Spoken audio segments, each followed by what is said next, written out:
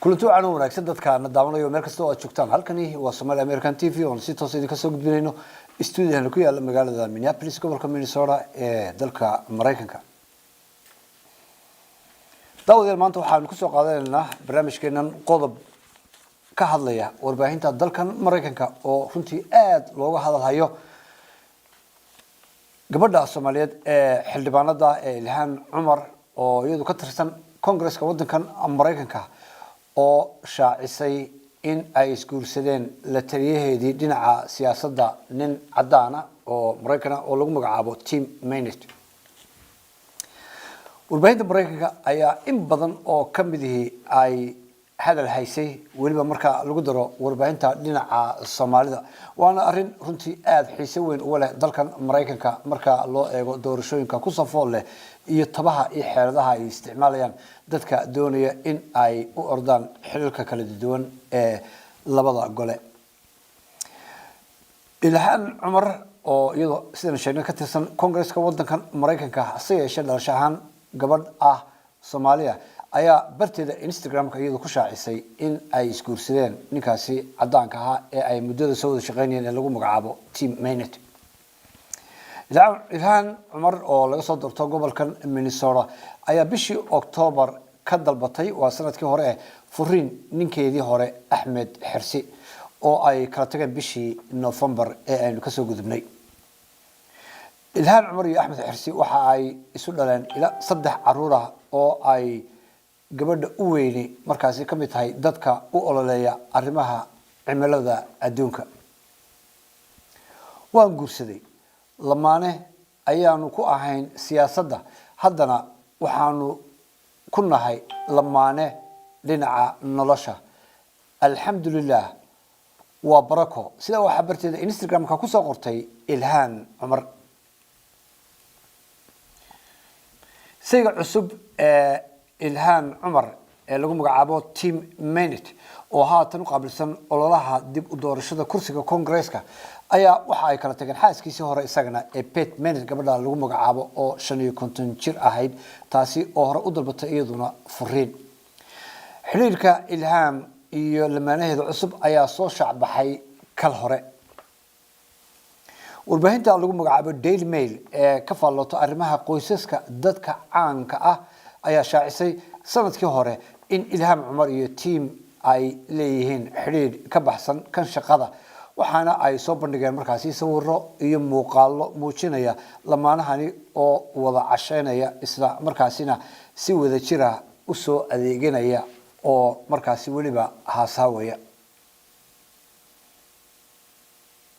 Tim ayaa haatan Ilhaan Cumar u qaabilsan dhanka ololaha doorashada si lamida sidii sanadkii hore waxaase hadda cusub in uu si rasmi ah u noqday ninkeedii.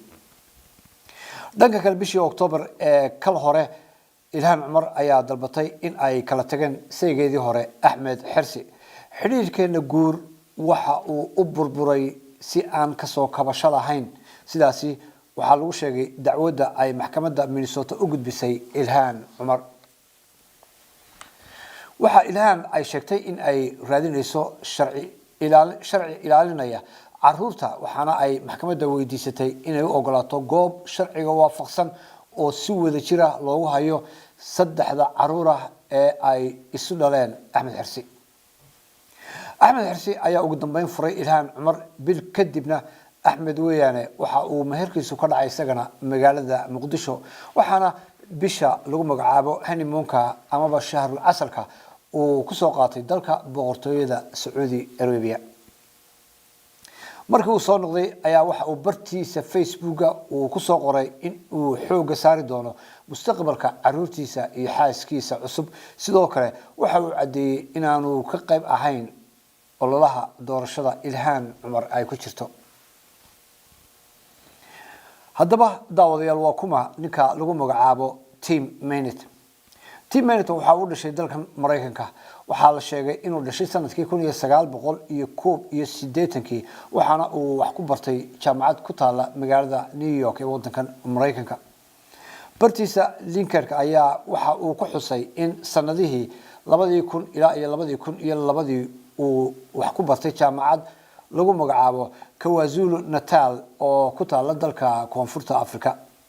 waxa uu soo bartay culunta siyaasadda oo ka qalin jabiyay sanadkii 2003 wixii intaasi ka dambeeyana waxa uu la soo shaqeeyay hay'ad la yiraahdo Alliance for Justice ka hor inta aanu ku beerin shirkadda lagu magacaabo E Street Group.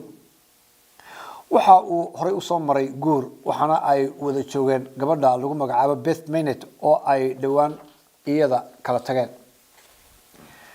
Tim Manet waxa uu ka tirsan yahay E Street Group oo ah shirkad inta badan ka shaqeysa istiraatiijiyada ololaha doorashooyinka, dejinta qorshayaasha musharaxiinta doorashooyinka iyo shacab bixinta. inkastoo aan la garanaynin waxa uu shirkadaasi uu ka yahay ayaa haddana waxa uu la soo shaqeeyay Ilham Cumar. waxa Ilham uu qaabilsanaa dhanka ololaha doorashada waxaana hadda la sheegayaa inuu yahay la taliyaha dhinaca arrimaha siyaasadda.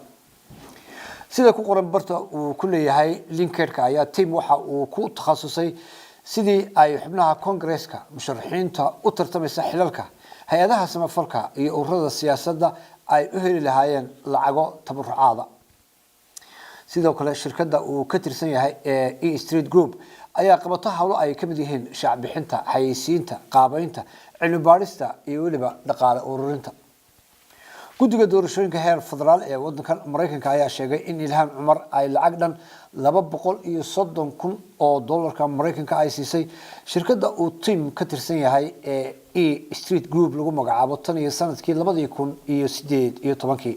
lacagahaasi oo lagu qaban jiray la talin dhinaca siyaasadda iyo istiraatiijiyadda ololaheeda doorasho.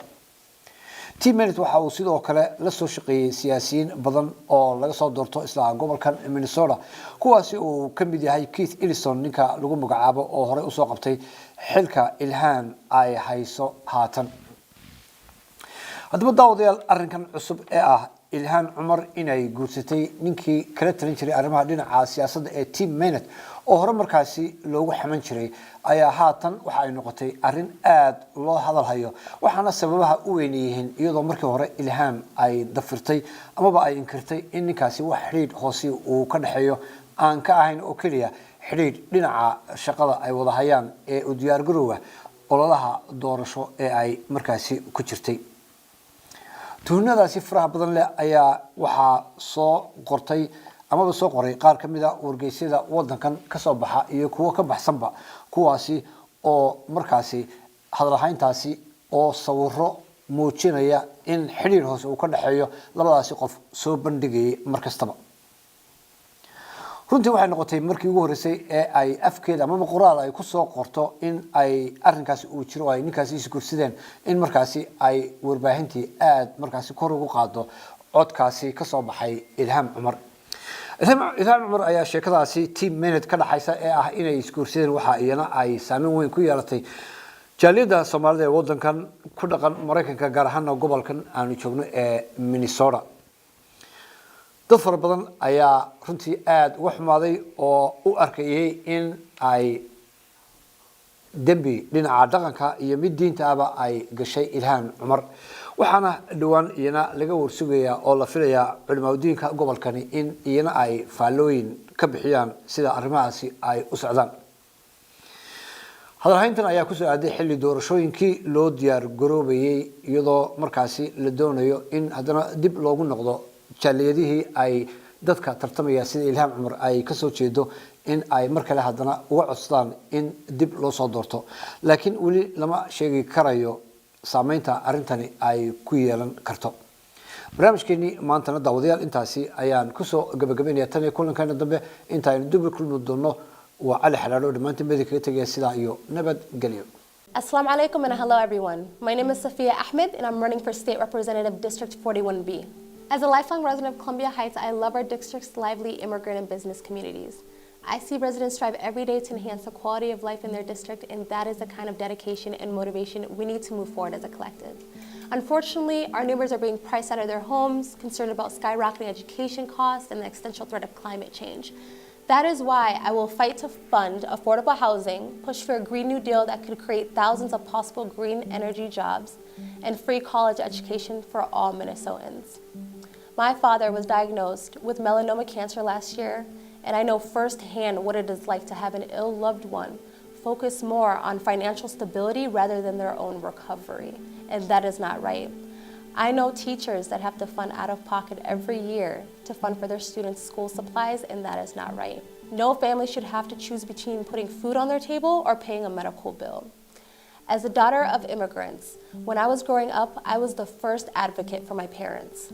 I learned skills from a very young age to help bridge cultural divides, create understandings across communities, and act like a natural advocate for those in need. I think there needs to be more people like me and more people that look like me, not only in the State House, but also in the Senate. When we mobilize diverse communities to run and represent themselves, we all win. When we have a more diverse coalition of representatives, that's when we'll be able to focus on important legislation as a collective, and that is what being a Minnesotan is all about. Change is inevitable, so let's use this opportunity to build a more united, collective, and inclusive Minnesota. Thank you.